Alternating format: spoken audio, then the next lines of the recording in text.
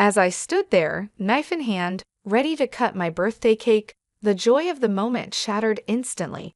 My husband, Michael, suddenly shouted, "Stop this nonsense." Before I could react, he slapped me hard across the face.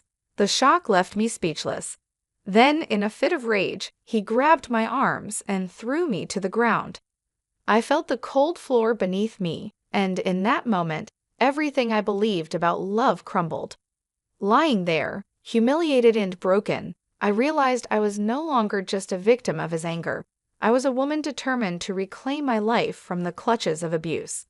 My name is Emily, and I'm 30 years old.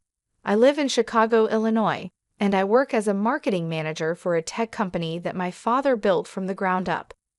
This company, worth $150 million, is more than just a business. It's my father's legacy, one I've carried forward after his unexpected passing. As I sit here, reflecting on my life, I can't help but think about how everything changed during my 30th birthday. A celebration that should have been filled with joy, laughter, and love, but turned into a nightmare that shattered my world. The excitement for my birthday had been building for weeks. I meticulously planned every detail, hoping to honor my father's memory while celebrating another year of life. I envisioned a gathering filled with warmth, laughter, and the people I loved most. However, Michael had been acting distant for months. We had been married for 5 years, but recently he seemed lost in his thoughts, spending more time at work and less time with me. Whenever I tried to talk to him about it, he dismissed my concerns, claiming he was stressed. Deep down, I sensed something wasn't right, but I ignored those feelings, hoping it was just a phase. On the day of my party, I was a bundle of nerves, ensuring everything was perfect. Friends and family began arriving, and the house buzzed with excitement. My best friend Jessica was the first to walk through the door. "Wow, Emily, everything looks stunning," she exclaimed, her eyes lighting up as she admired the decorations. "Thanks, Jess. I just hope Michael likes it," I replied, glancing around for him. Despite my excitement, I couldn't shake the feeling that he was unhappy. "Don't worry about him. Let's just have fun tonight," Jessica encouraged, pulling me into the living room where guests mingled and chatted. As the party progressed, I couldn't ignore how Michael spent most of his time with his mother, Helen. Helen was always critical of me, and tonight was no exception. "Emily, dear," she said, approaching me with her usual scrutinizing gaze. "The decorations are lovely, but don't you think the colors clash a bit? A more sophisticated touch would have been better." I forced a smile, feeling the familiar sting of her words. "Thanks for the feedback, Helen. I thought they added a cheerful vibe." Helen gave a tight-lipped smile and walked away, leaving me feeling deflated.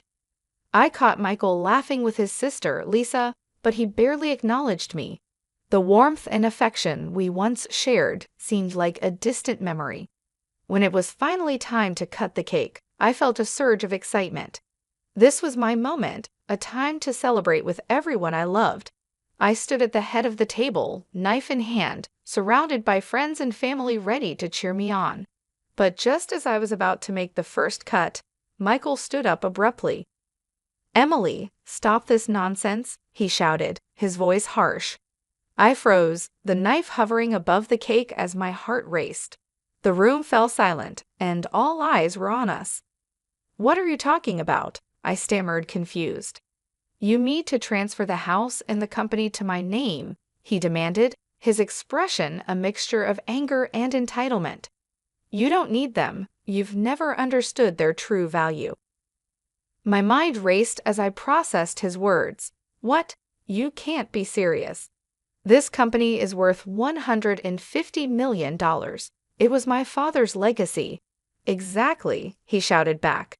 "And it's time you realized you have no idea how to run it. I'm doing this for us, so we can finally be free from the past." My heart sank as the reality of his demands settled in. He wasn't just trying to control my life, he was attempting to take everything my father had worked for. "I'm not transferring anything," I said firmly. "This is mine, and I will not let you take it from me." The tension in the room escalated, and before I could react, Michael slapped me hard across the face. The sound echoed in the stunned silence. I stumbled back, my hand flying to my cheek, feeling humiliated and betrayed. In a fit of rage, he grabbed me and threw me to the ground. My heart raced with fear and confusion as I felt the cold, hard floor beneath me. I could feel the eyes of our friends on me, their expressions filled with shock and horror. Helen, standing beside her son, merely nodded in approval, leaving me utterly devastated. "Get out of my life, Emily. I don't love you anymore. I'm going to marry someone who understands business," he yelled, his words cutting deeper than the slap itself. Tears streamed down my face as I fled upstairs, the walls closing in around me. I collapsed onto my bed, sobbing uncontrollably, unable to breathe from the weight of his betrayal. Moments later, there was a soft knock on the door. "Emily, it's me, Jessica," she said gently, opening the door and rushing to my side. "Oh my God, are you okay? I can't believe he did that." "I don't know what happened, Jess," I sobbed, feeling the crushing weight of everything. "I thought we were happy. I thought he loved me." "Listen to me, Emily. This isn't okay," she said firmly, pulling back to look me in the eyes. "You need to leave him. He's been controlling you for a long time now. This isn't just a one-time thing." As I processed her words, I began to realize I had been ignoring the signs for far too long. I thought of all the moments when Michael's jokes had cut too deep, when he dismissed my feelings, and how I always felt like I was walking on eggshells around him. "I can't just leave," I whispered, shaking my head. "He's my husband. I love him." "But does he love you?" Jessica asked softly. "You deserve so much better than this."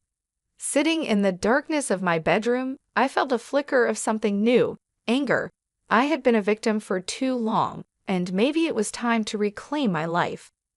As I stared at my reflection in the mirror, I saw a woman who was tired of being treated like a doormat. "I'm going to figure this out," I whispered, determination rising within me. I had to start planning my next move, and I knew it wouldn't be easy.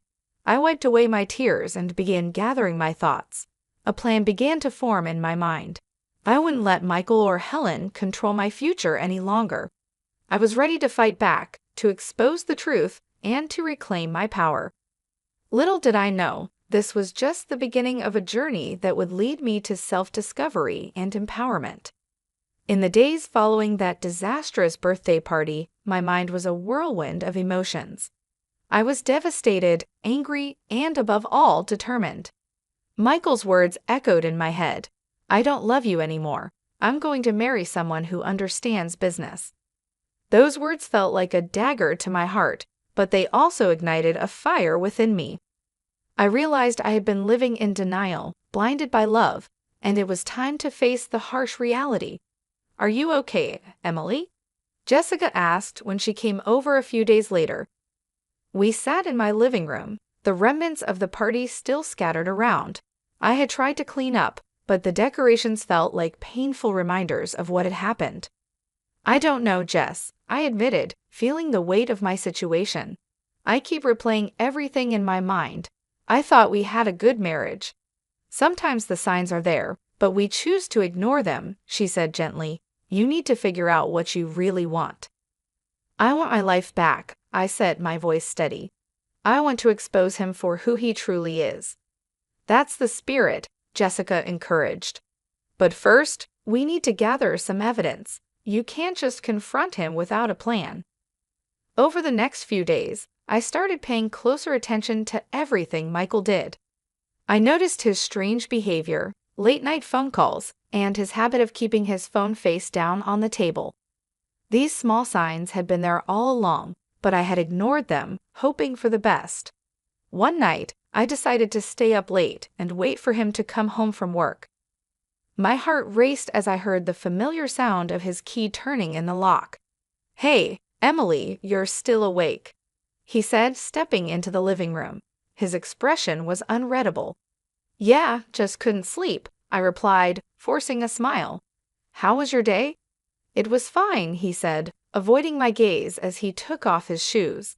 I watched him closely, trying to gauge his mood, but the tension in the air was palpable. "Michael, can we talk about what happened at the party?" I asked, my heart pounding in my chest. "Do we have to?" "I thought we were past that," he replied dismissively, heading toward the kitchen. "Past what?" I pressed. "You slapped me in front of our friends. That's not something we can just forget." He turned to face me, irritation flashing in his eyes. "You know how my mother can be. You should have listened to her." "Listened to her? You were the one who humiliated me." I shot back, feeling a surge of defiance. "I can't believe you would side with her after that." "Maybe you should take a look at yourself first," he snapped, storming off into the kitchen. I felt my heart sink. This conversation wasn't going anywhere, and I was running out of patience. As the days turned into weeks, I continued my investigation, determined to uncover the truth. With Jessica's help, I discovered that Michael had been spending far more time with his assistant, Mia, than I had realized. They would meet for coffee or dinner, and the more I learned, the clearer the picture became. One evening, while scrolling through social media, I came across a picture of Michael and Mia laughing together at a restaurant. The caption read, "Date night with my favorite person, #blessed." My blood ran cold. They were having an affair and I had been blind to it. "Jess, look at this," I said, showing her the picture. Her eyes widened and she quickly took a deep breath. "This confirms what we suspected. He's definitely cheating on you," she said, anger flashing in her eyes. "You need to confront him." "I will," I replied, my voice firm. "But first, I need to gather more evidence. I can't let him twist the story around." With renewed determination, I decided to set up a meeting with a lawyer.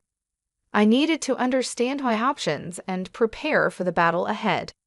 After researching local attorneys, I found one with a strong reputation for handling cases like mine. During the consultation, I explained everything to Rachel, the lawyer. "I suspect my husband is cheating on me and planning to take control of my finances," I told her, my heart racing as I laid it all out.